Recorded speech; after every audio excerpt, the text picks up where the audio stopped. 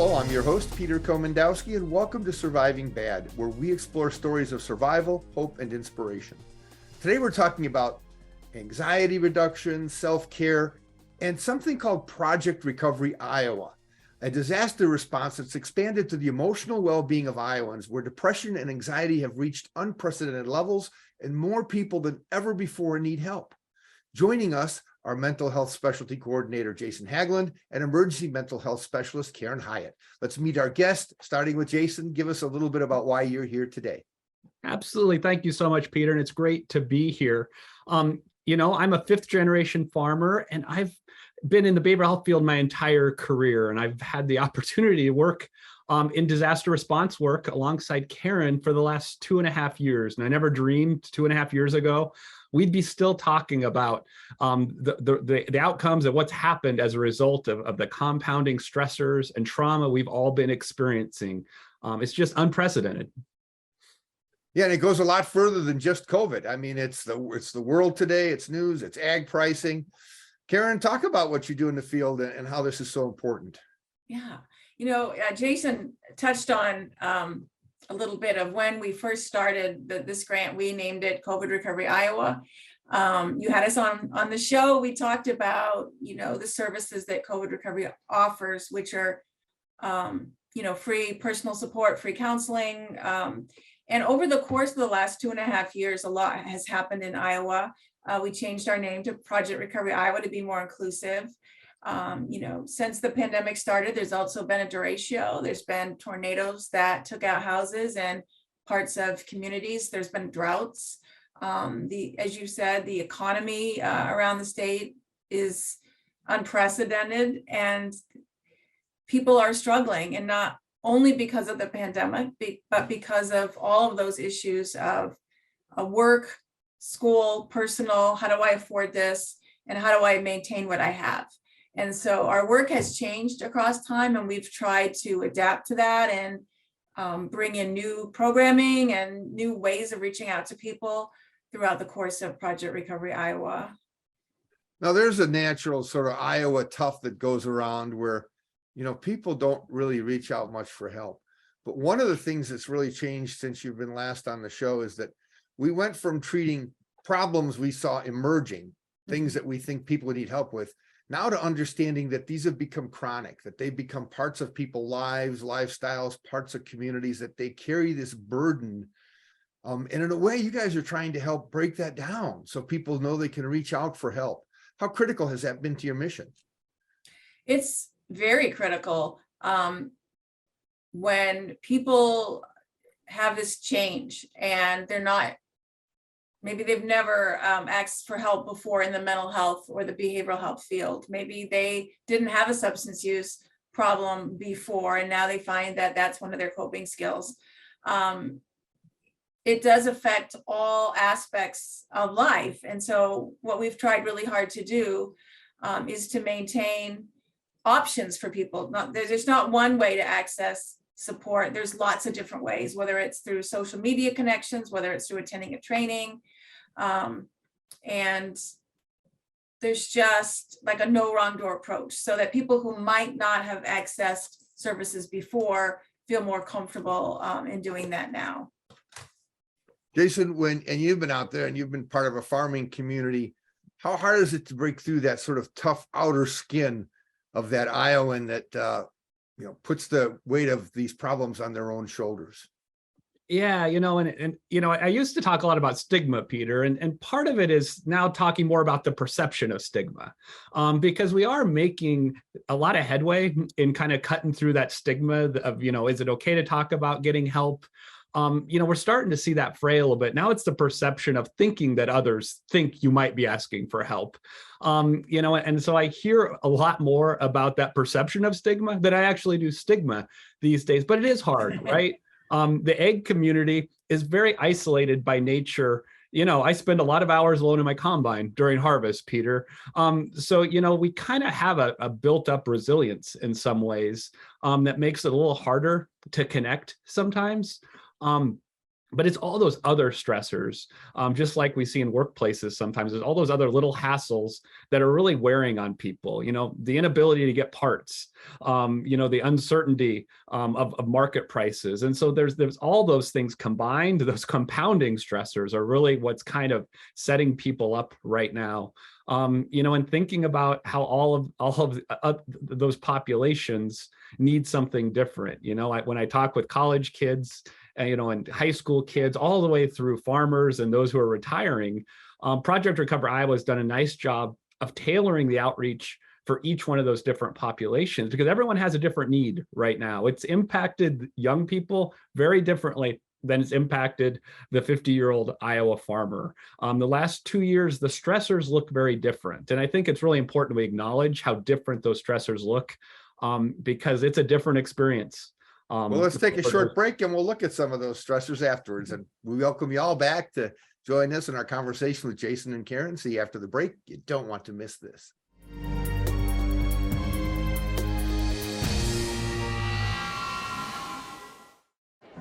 The black truck? Hey, Christina from accounting. Yeah, hi.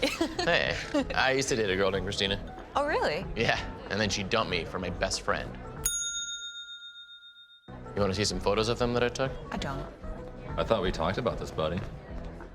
Buzz and overshared again? Yeah. Yeah. I'm gonna call a car. That's a smart idea.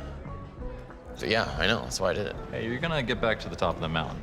Does that mean I'm gonna get back with Christina? No. Oh. No.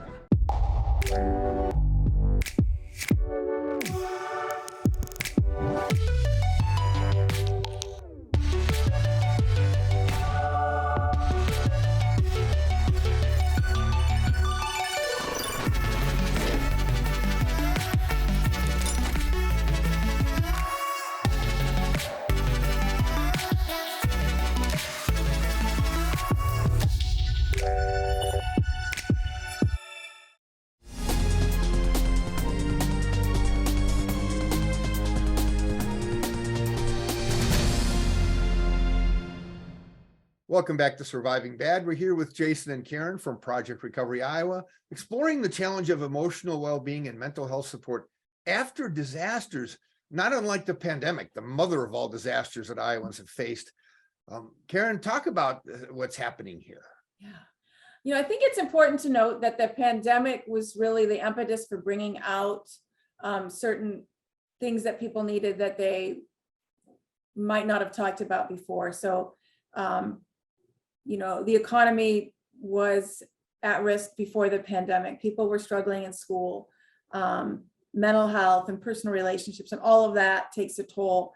We've noticed that one thing that has come out during the pandemic and is now just part of life is the change of the way people work. A lot of people now work remotely. They work from home. They've had to learn new skills in order to do that. But there's also a loss of that, the camaraderie that a person might have had, and now that they might feel a little more isolated in their personal or their work life. And so the pandemic has sort of given us a way to talk about some issues that were already brewing, they were already surfacing, and we hope giving people the support and direction so that they can get a handle on those things. Now, when we're looking at that and the sort of nature of it, what we're thinking now is that the pandemic just sort of exposed the raw nerve. It wasn't the precursor to anything. A lot of these problems have been there. And now, Jason, you mentioned we have a migrating population, that a lot of farmers now have second jobs. And that's not pandemic related then. That's just the way farming has changed in Iowa. Yeah, that's been a trend for the last 30 or 40 years. We've seen the number of farmers continue to decrease. Less than 1% of the general population today is farming. If we go back to the turn of the century, it was 40% of our population. So, we think about how our jobs have all evolved and changed. The pandemic really accelerated that. We think about working from home and multitasking. And so, this is where we see a lot of the differences in our workforce. And so we see gender differences in who was impacted by that pandemic, because women especially were disproportionately impacted, because not only were they working from home, but taking care of kids. And so that multitasking has continued to grow. And as we think about youth, I just talked with a group of kids at the University of Iowa, and I say kids, 19 and 20-year-olds who are in their sophomore years of college. Young adults, young people, right? And they started the pandemic in high school. And so their college experience, in many ways, they're still grieving. They're still grieving a lot of things. And so one thing we often don't talk about is how the last 3 years, as we've gone through this evolution, has changed the way we approach things. It's changed the way we approach our work. It changes the way we approach our relationships in our neighborhoods and our families. And that's had a profound impact. And we're just now, some of us are being able to step back and look at that. There's still some that are still just trying to make it through. And so as we think about that chronic stress over time, being in fight or flight for that ongoing amount of time, that takes its toll physically and emotionally. And Peter, we've seen the statistics of how people are choosing to cope in the state of Iowa. A recent study came out, and we are the second in the country for alcohol use, right? Binge drinking across our general population. And so we know that we're finding ways to cope as Iowans that aren't necessarily healthy. Yeah, and there are other indicators too. And looking at that study, because I've dug deep into that, when we look at excessive and binge drinking, we're very, very high, but we also have one of the highest populations of people that don't drink at all. Mm-hmm. Yeah. So It's we have a interesting. small number of people Right. taking up the slack for a lot of others, but there's another sort of a dark side. We talk about substance use disorder on a lot of different levels. We talk about suicide, we talk about divorce rates. All of these trends have not bode well in our rural and ag communities. They're all going in the wrong direction.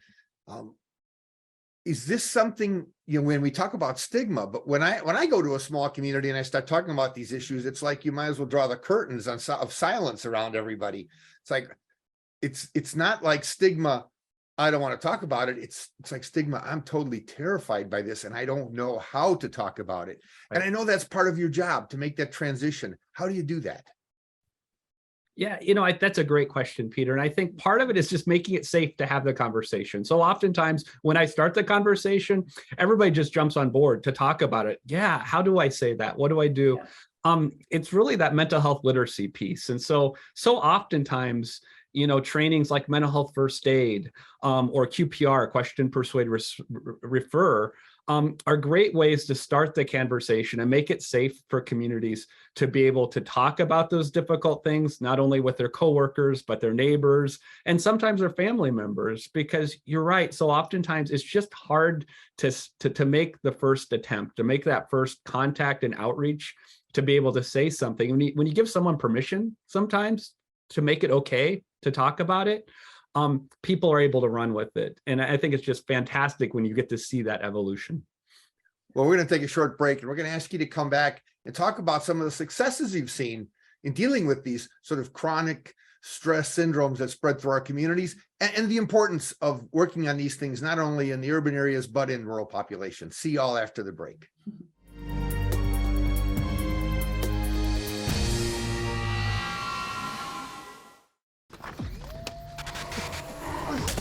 Multiple studies have shown that marijuana can slow both driver reaction and response time, which can be really dangerous.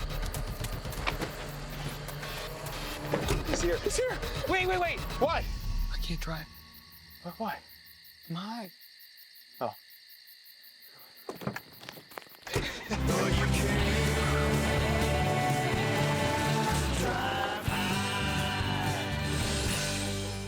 Not all internet is priced this good. Switch to Extreme and go super fast for as low as $19.99 a month for a year. Oh yeah, hook up your home with powerful Wi-Fi, 99.99% reliability, and speeds that are FCC proven to be faster than advertised. Not all internet is priced this good. Switch today and get speeds starting at 100 meg for as low as $19.99 a month for a year. Call 844-EXTREME2 for details.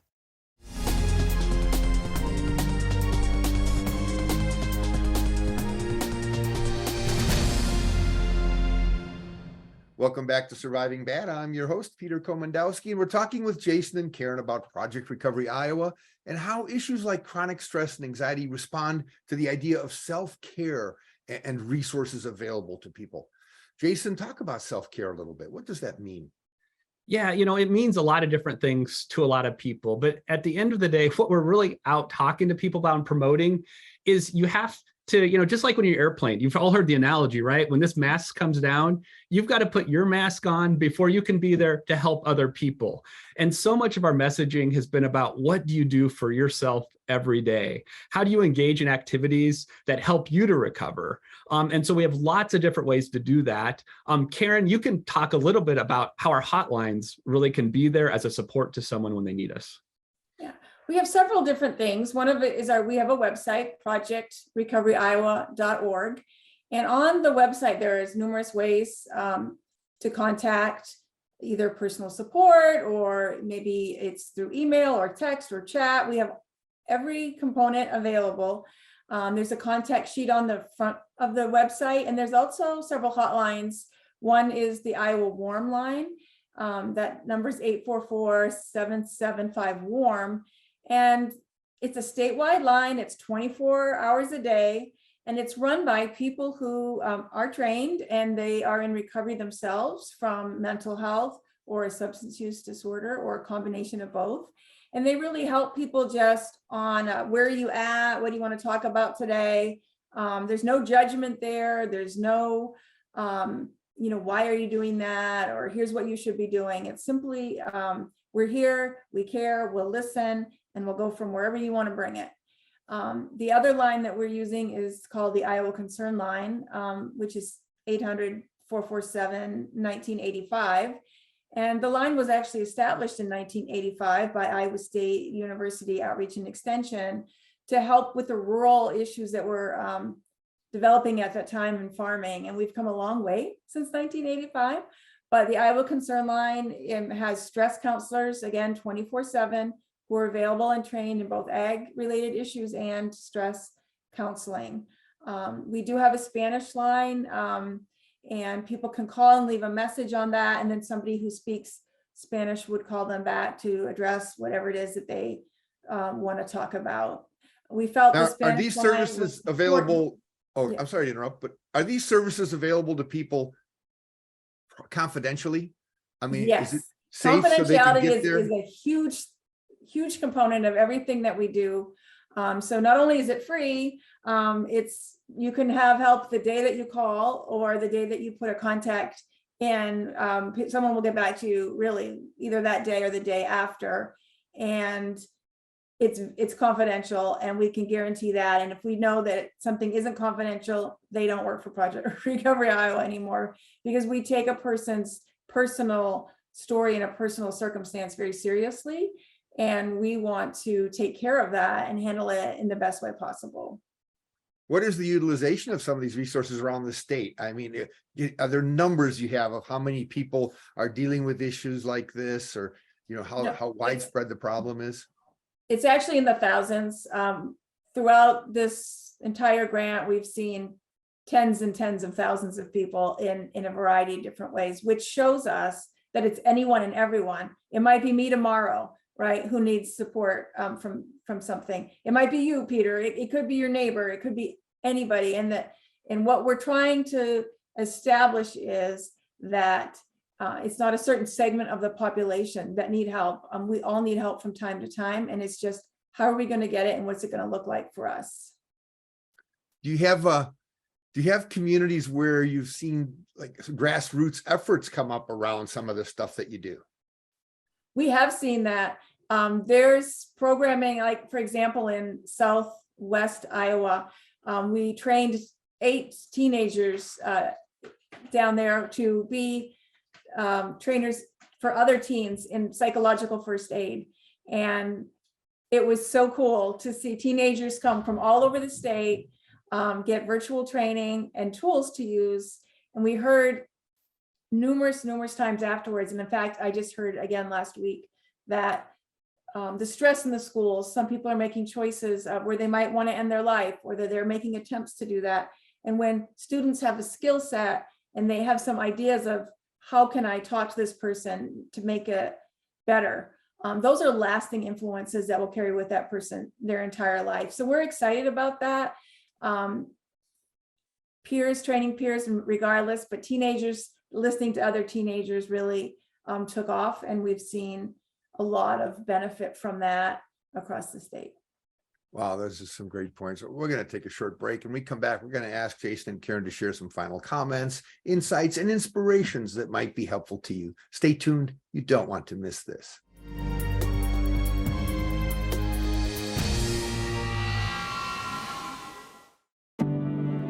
Today, more than ever, you need fast, reliable internet.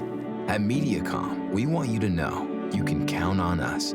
Our fiber-powered 100% gigabit technology network was built for the future.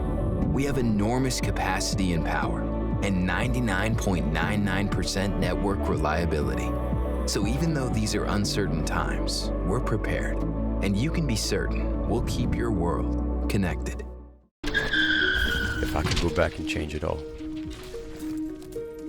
I would. I think I'm gonna miss you the most. I'm sorry. I'm so sorry. I'm so sorry. Maybe it's just the little moments. If I could go back and change it all. If I could go back, I would. But I can't.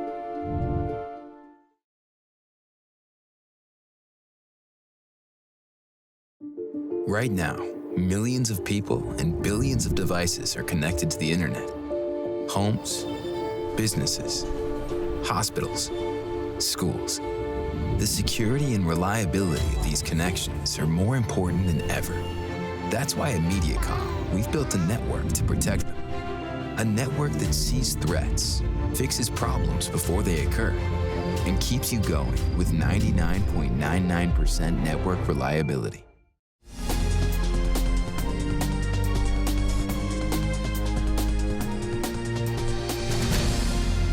Welcome back. Today on Surviving Bad, we're talking about Project Recovery Iowa and a response to the needs of Iowans that are dealing with chronic stress, emotional well-being, and anxiety, things that are now part of our daily conversations that we didn't used to talk about. Let's see what insights and advice and inspiration Jason and Karen have to share with us today. Welcome back. Jason, let's start with you. Yeah, absolutely, Peter. One of the things that we haven't mentioned yet that I spend a lot of time on, we have a team of people doing trainings in communities and workplaces all across the state, and really teaching employers and employees of how to have those conversations at work. The levels of anxiety and depression are 3 times higher for the last 2 years. So when it feels like everyone's a little on edge and stressed out and overwhelmed, it's because we are. And so, so oftentimes we have the opportunity to engage with our coworker in the cubicle next to us, or, run into a neighbor who might really be struggling. And so, we have the opportunity to really have open conversations about how can you help yourself? What can you be doing? What seeds can you plant with your neighbors? So that we don't feel overwhelmed, but we can start to help people and support people as we transition and figure out how, where we're going these days. And Karen. I think that it's a good avenue for people to get support and assistance in a non-stressful environment. So like some of the trainings that we're doing are in person. We go to a workplace. We've been all over the state. This week, we've been to Cedar Rapids. We're going to Ottumwa, Bettendorf, Council Bluffs, really. And it's all kinds of workers. It's workers that work in factory, on lines. It's people who are answering the telephone. It's retail. It's the university hospitals. It's staff that you might not expect that would ask for help in workplace training.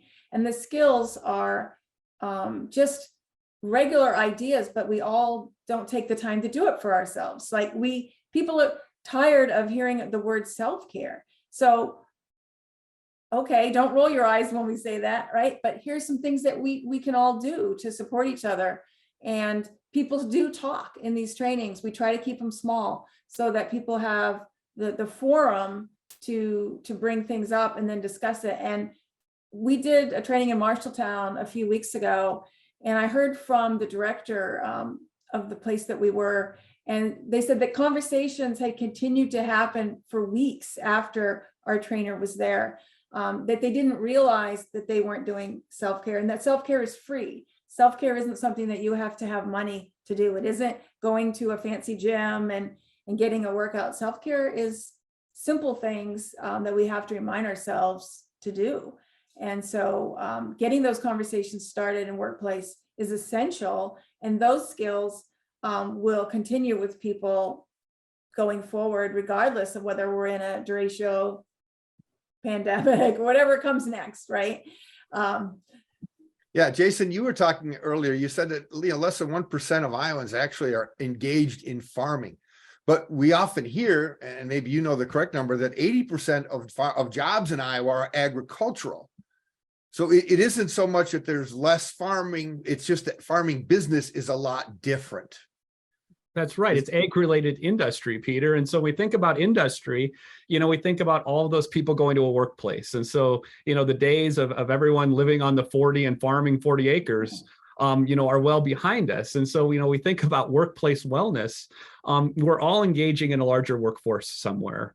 And so as we think about how do we best, support communities, generally communities are built around workplaces. And so really rethinking how do we support each other, thinking about, if you have an EAP program, an employee assistance program, how do we utilize the resources available to us? And if you don't have access to one of those, how can you utilize programs like Project Recovery Iowa to be that support when you need that? And really, that's what we want to get out there, that it's time we start really thinking about our emotional well-being.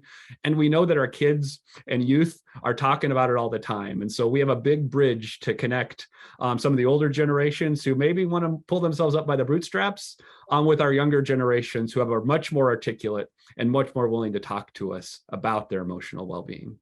So a farmer from their kitchen or their tractor can get a hold of you. An HR person at an ag-related industry can get a hold of you, or a health education teacher or somebody in a school can get a hold of you. All of these resources are free to people that would love to get in touch with you. Absolutely. It's free. And, we had one of our counselors that went and rode in a combine while the person was working, and they had their private conversation, and that worked really well. And so there's all kinds of ways that person then didn't feel the stigma of going somewhere to a building where they didn't want to be seen. The person came to them, they went in the combine, they had a lengthy conversation of which is private, and it takes all kinds of support like that. Well, that's an amazing story and an amazing way to cap out our conversation today. Thank you all for watching us today. Check out our website, ahealthyiowa.org, and keep your eye on MediaCom MC22 for our next episode of Surviving Bad, where we explore stories of survival, hope, and inspiration on MediaCom MC22, your local programming leader.